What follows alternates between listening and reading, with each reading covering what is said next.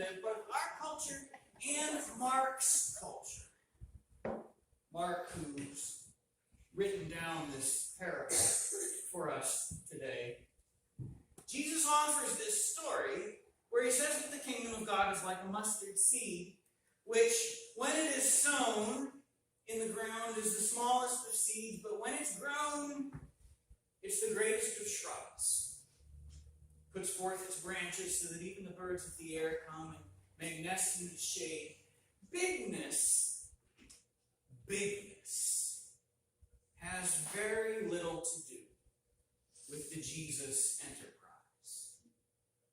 And in fact, things which don't seem to account for very much at all are far more important than we realize. I think just about any financial advisor will tell you that a small amount of savings over a lifetime of compounded interest grows into a large nest egg.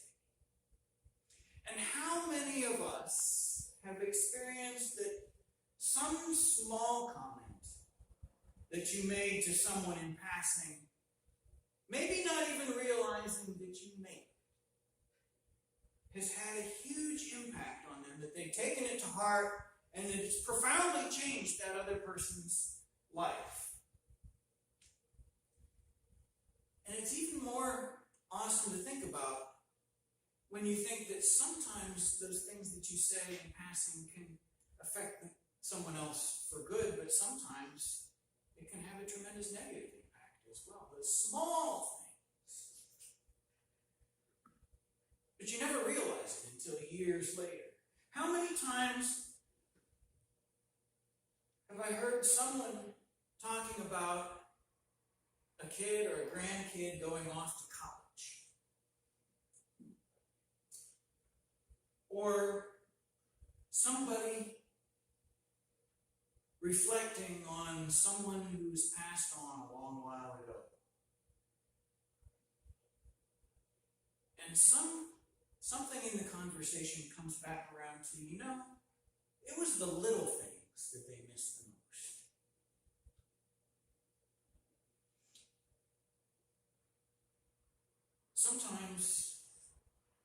Sometimes in our own lives, we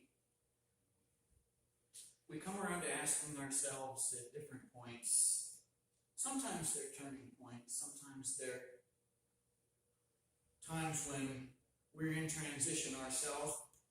Maybe it's a birthday, one of those big O birthdays or something, where we say to ourselves something like, what have I done with my life? What am I worth? Am I successful? Am I successful in the ways that I wanted to be successful? And what about my church? What am I doing here? Have I made the right commitment?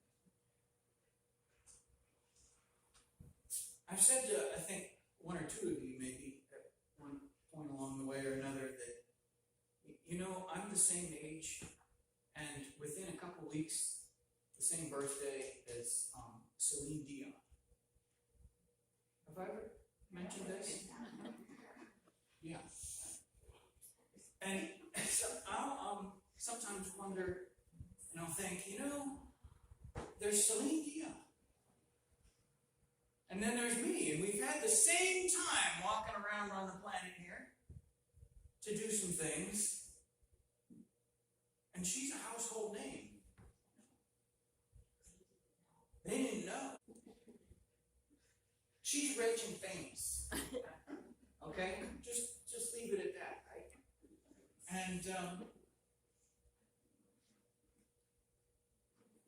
And I'm not. And I think about, okay. So where did I go wrong? And then I think to myself, maybe that's not the wisest way to think about it. Because it's really in the little things, the way the kingdom sees it.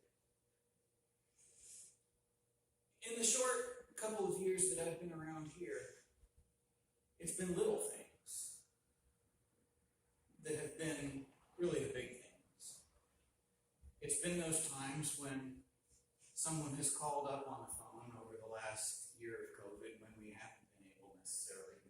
together. So it's even been reduced to that phone conversation that have been the times that have been the most meaningful. It's been the times when, before COVID, we were sitting down at one of those tables at lunch, when we used to have lunch every week after church, and talking about something that was going on. It's in the little ways that everybody here, in some way or another, has given a word of encouragement. And I've kind of watched as you've interacted with one another. A word of encouragement or an indication of things will be all right at a time when things seemed not to be all right at all. It's been moments of going over to serve in the food pantry when people needed the food pantry the most. It's been the willingness to have a community event and go to all the extra effort that it took to do those community events in difficult times. It's been those things that have made this congregation, this little church, a big deal in the kingdom work.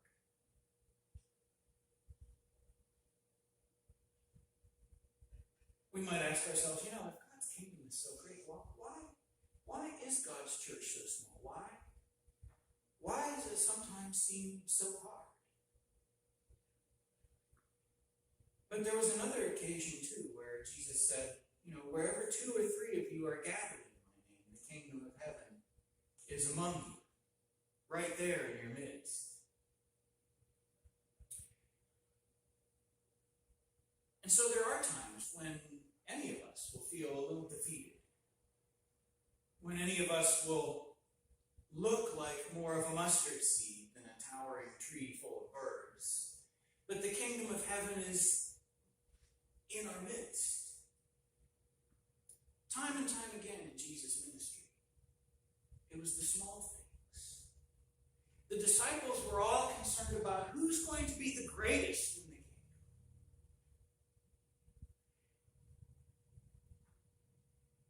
But while they were thinking about who's going to be the greatest, Jesus was off in another place with the kids all gathered.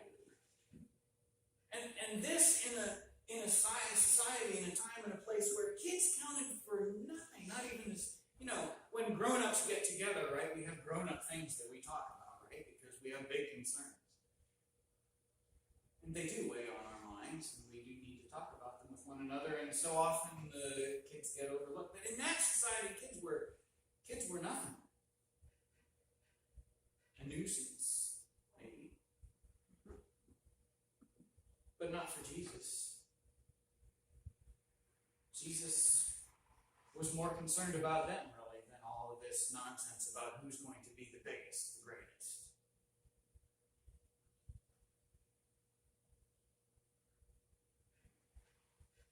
So with many pressing demands of a community of faith, strains on our time and our resources, some congregations have said, why are we going to bother to keep doing programs when we only have 1 or 2 kids? But that has not been the attitude here at all, quite the opposite.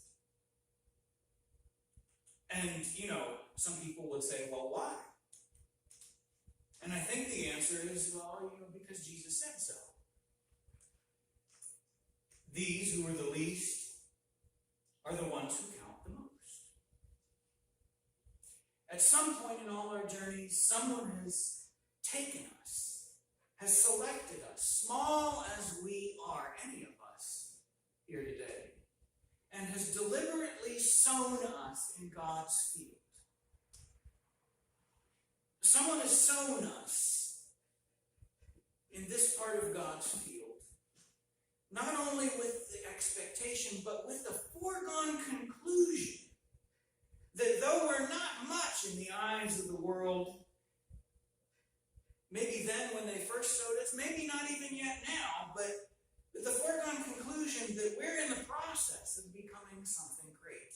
Small is not the same as insignificant. So God patiently waters and prunes and fertilizes each church. Jesus continues to call his disciples to welcome children, expecting that the kingdom of God will grow through us, that we will invite the birds of the air, all of those looking for a home, to come and make their place here in these branches of this tree. It's a small church. Yeah, in the eyes of the world around, small very often doesn't count for much. But in the kingdom's sight, what we all have done here, what you all will continue to do here, is huge.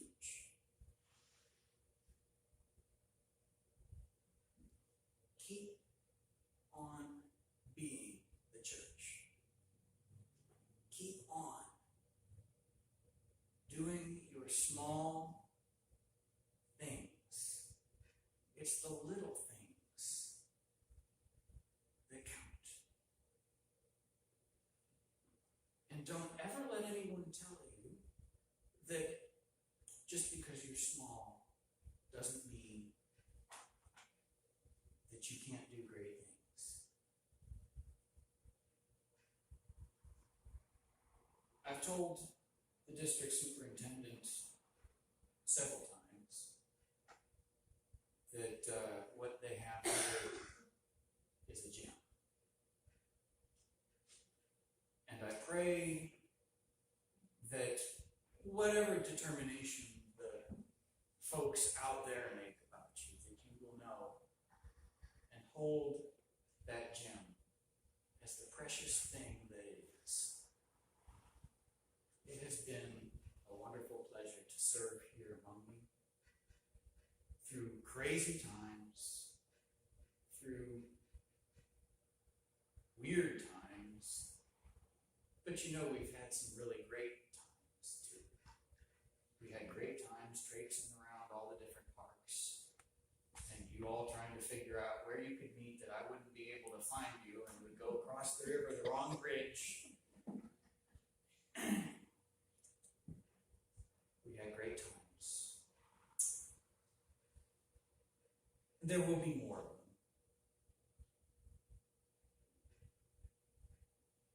But whatever happens and wherever we find ourselves, please know that God has great plans for you, for us all. And that nothing will ever be able to separate you from the love of Christ.